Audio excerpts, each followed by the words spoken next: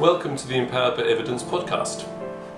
Today we're talking about evidence-based natural health and how to find natural health products that work and you can trust.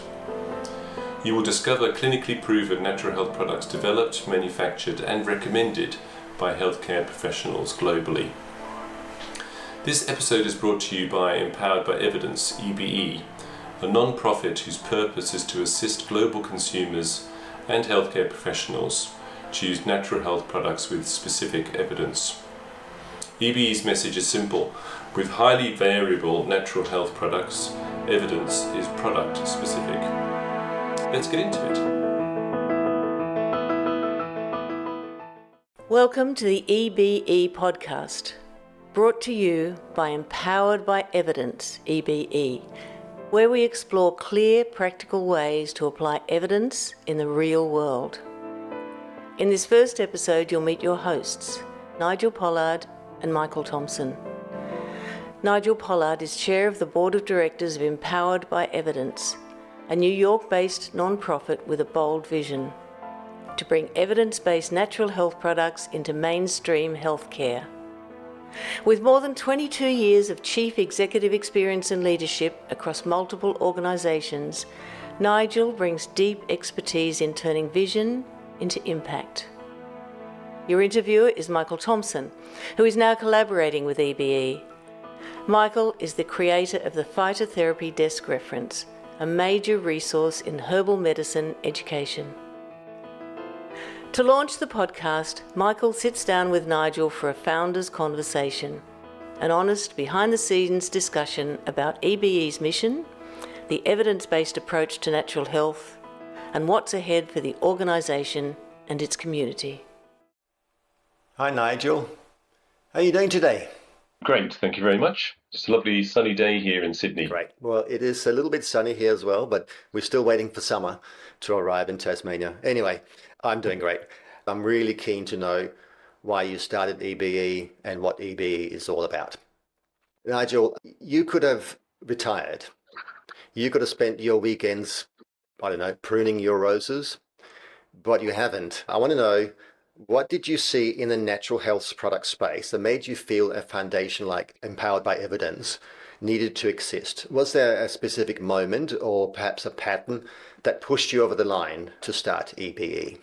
I was driven initially by recognizing how confusing it is. Even for myself, I've been in the sector now for 27 years. And I'm confused about the products, and healthcare professionals and consumers are not really able to make an informed choice of products based on evidence. It's all driven by myths and misunderstandings. And as a result as well, the sector's really fragmented. So there's great work being done all over the world in different types of natural health, but it's not coordinated. And we're only really, as a sector, as strong as our weakest link. So the idea actually started at a conference in Canada in 2011. And we invited people who were at the conference. There were maybe 300 or so people at the scientific conference to a small discussion about specific evidence and clinical evidence. And the room couldn't fit everybody who wanted to talk about it. And that was really a moment for me when I realized that this is a problem everywhere in the world. And it's a problem faced by everyone involved with the industry as well. And it's a worldwide thing. This is what's so important here, because you can't do this in isolation, country by country. It has to be a worldwide effort. And I think that's a real focus, very important focus for EBE. All right, so let's talk about some of the core concepts and ideas. EBE often emphasizes that evidence is product specific. What does that mean in practice? And why is this so important for both consumers and healthcare professionals? Well, there's a lot of evidence out there, and every year there are more and more publications around natural health products. But this evidence relates to specific products. And the reason why that's important is there's a lot of variability in natural health products. And so if healthcare professionals and consumers want to use the actual products with the highest level of evidence, then they need to select specific products. This concept has actually been developing in probiotics for quite a while, and is a similar situation with herbal medicines. In probiotics, what they're saying is that they are strain specific, so not just a species of bacteria, but actually the specific substrain that a particular product is based on. All right, so that makes a lot of sense. Now, something about the foundation itself. Why did you choose a non-profit structure for the foundation? And how does that help you achieve your independence and trust with the community? Well, we thought that to do this, we really needed to be able to make an impact and sort of have a degree of moral authority to speak. And I think it's critical for healthcare professionals to have these independent, unbiased sources. So there's no commercial influence on the advice that's being received.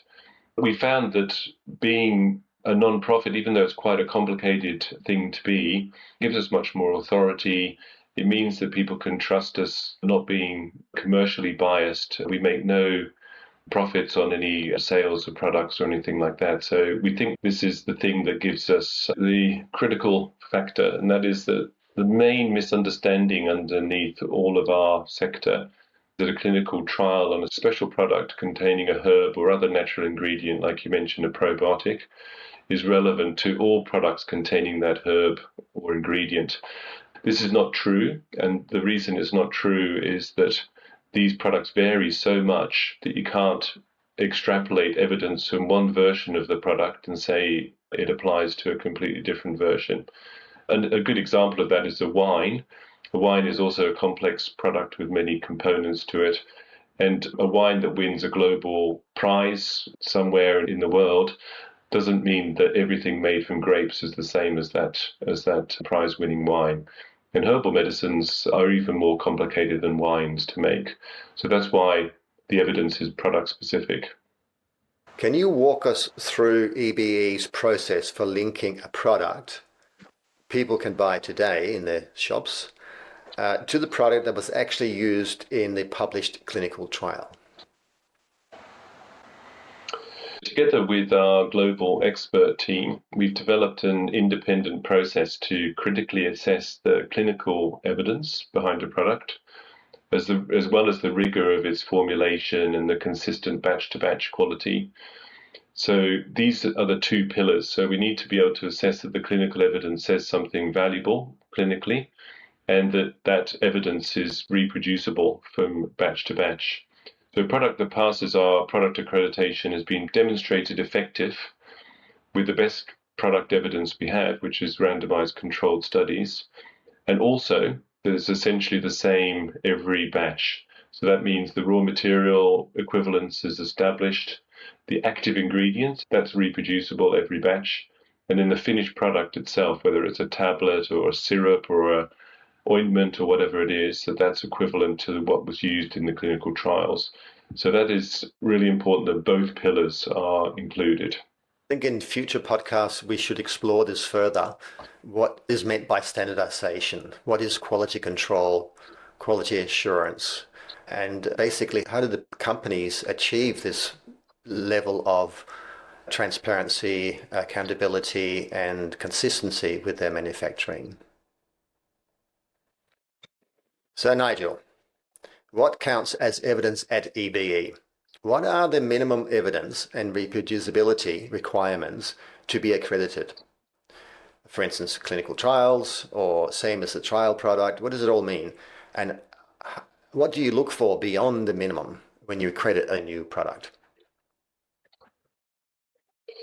What we do is we review the clinical trials for their design, the statistics used in the study, the identity of the exact product used. And then we also carefully examine the control of the raw material, the manufacturing processes, and the finished product formulation to establish the link between the trialed product and the brand on the market. That linkage is now across more than 70 countries around the world, so people can find that particular brand. Now, the minimum evidence requirements are that. Of course, beyond this, we require documentation that establishes all of the processes that constitute the reproducibility of the product. And that is actually the hardest part for an applicant product, to provide all of that documentation, because sometimes the company might do its best endeavors, but it is not able to prove that the product is equivalent from batch to batch. So that's what we require, that they have proof that they can show us that it's equivalent between batches. In that process, independence is really critical, independence of the EBE, and also any potential conflict of interest. How do you protect the integrity of this assessment, especially around this conflict of interest, but also the independence of the assessors and pressure from the applicants or industry stakeholders? Well, this is a big question. So it took us 3 years to develop the process, and we put it out as a proposal to the industry and to researchers around 2016. And then it was formally launched in 2018 as a draft to interested parties. And we gave a year for feedback on the process. So it's very transparent what we do, including the rules about the selection of assessors to ensure that they are independent. So they're required to make a statement, like a legal declaration about what their personal interests are, who they've worked for, and they're not allowed to have worked for an applicant company or a competitor for within the previous 3 years. And to your point about pressure, while applicants and stakeholders do respect the independence of EBE, because obviously that's very important for any company that's been accredited, that they have the authority of our independence. The application assessment is done by independent board members and an expert advisory board, and they're all extremely experienced in this area. Since launching the independent assessment program of EBE, what outcomes are you most proud of? And what have you learned from the fact that many applicants don't meet the standard yet? I believe there are 12 products that have been accredited so far. We're really proud of the fact that HCPs and consumers in over 70 countries can, for the first time, find natural health products with specific evidence. This, as I mentioned in the earlier questions, this has been a topic that even I walk into a health food store or a pharmacy and I can't tell you which products have got specific evidence. And so just that we've got this tool available for anyone worldwide is really fantastic. We're so proud of that. And while so far most of the applications have failed to meet our standards, we've also been able to provide advice on how these products can be improved. So mostly the products are lacking data to control the variability of the products. So surprisingly, it's not the clinical trial evidence that's the problem, and that's often the most expensive part, is making sure the product is the same from batch to batch. So that's a big learning, and we're trying to do a lot more to help the industry to make the products reproducible. Really guides the companies through that process if they want to, and it may take a year or two, but they can achieve a high accreditation if they work directly with EBE. Absolutely. And we're also wanting to provide educational resources for the industry themselves. So to help them develop products and to develop a pathway to create reproducible products before they do the expense of clinical trials. Because it's a waste of money to do a clinical trial on a product you can't make the next batch because it's not a reproducible piece of science. So just getting the house in order at the beginning is really critical for the industry. So we're helping out with that. To find out more about the accreditation process and to find the products in your country, people will just have to go to the website and find all the information there. And the website is empoweredbyevidence.org. That's correct. And you can see there's a tab there that says accredited products, and then you can type in the product name and it will tell you what it's called in your country and which distributor distributes that product and where to get it. That sounds incredible. That's a rare thing in our industry, I think. So EBE is not an overnight success by the sound of it. I'd like to know what parts of this mission keeps you energized, because I have seen your energy and the energy you put into this. Is it the scientific rigor that you love, consumer empowerment, improving industry standards, bridging the mainstream healthcare? What is it for you? Great question, Michael. Thank you. I really believe in the potential of natural health to address many of the chronic health challenges we face. We know already that something like 70% of the world's population relies on natural health products. The only way I can see that these solutions can be embraced by the health system as a whole is around transparency and evidence.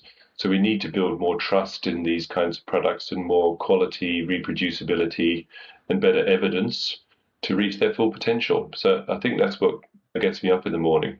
Right. All right, so 10 years in the making to get to where we are now. Over the next 3 to 5 years, what would success look like for EBE? Are you looking for more accredited products, broader country coverage, practitioner professional initiatives and education, policy influence, or something different? I think we've got a very simple goal, actually, and it's really just to roll out what we've already done, these independent educational resources to healthcare professionals globally. So our goal in the next 3 years is to have 10,000 healthcare professionals as part of our community. And through those 10,000 healthcare professionals, this will mean millions of patients, consumers, will be empowered to choose natural health products with specific evidence. So that's our goal. Everything else comes along with that, which is supporting achieving this 10,000 healthcare professionals being able to make informed choices. Nigel, I think this is amazing. Thank you so much. And I look forward to continuing our conversation in the upcoming podcast. What have you got in mind for the podcast moving forward? What we wanted to do was really a couple of things. The first is to keep people updated on new things that are coming out, because there's a huge explosion of new research being published every month. So we want to do a little snapshot of that new research. And then we also want to talk to some of the people that are driving that research, so the researchers all over the world, to get their experience understanding of what the research they've done really means. So we want it to be very conversational, something that people can listen to or watch over a cup of coffee as a break during their day. So that's the model that we have for the podcast. Sounds great. Wonderful. See you at the next podcast. Excellent. Thanks, Michael. Thanks for the questions.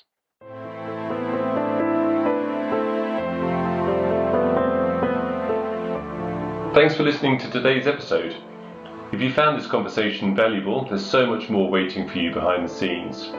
By becoming a subscriber, you'll unlock exclusive access to a wealth of resources designed to deepen your knowledge and practice. This includes detailed show notes and extended interviews that dive even further into the science of evidence-based natural health. Subscribers also gain access to our comprehensive educational programs and the Phytotherapy Desk Reference, an essential world-class database for herbal medicine clinical practice and research. Beyond the data, you'll be joining a growing community of healthcare professionals, researchers, and thought leaders who are all committed to raising the bar for the industry.